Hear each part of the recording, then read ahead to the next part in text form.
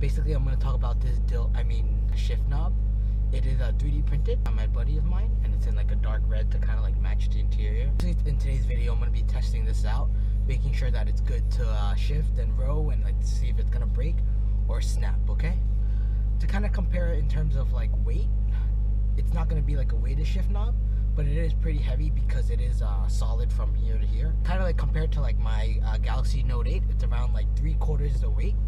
And then I'm going to compare it to the stock knob, this one right here. I would say the stock knob is like 20% heavier than the 3D printed knob, which is okay.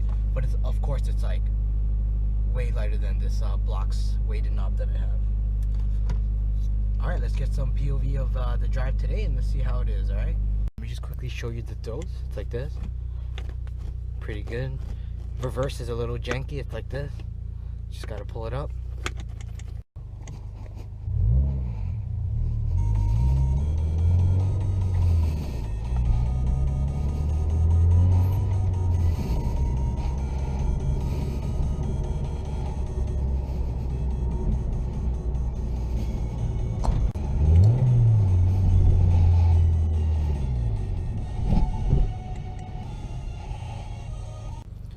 Initial thought, it is much lighter, so I kind of like use a finger and you kind of see it already moving a lot more than what I'm used to.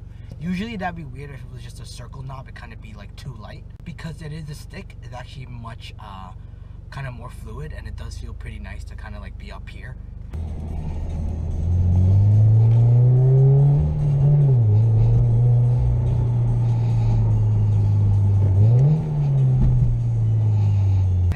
Kind of go pretty rough on it and nothing really happens as of now. Let me just show you.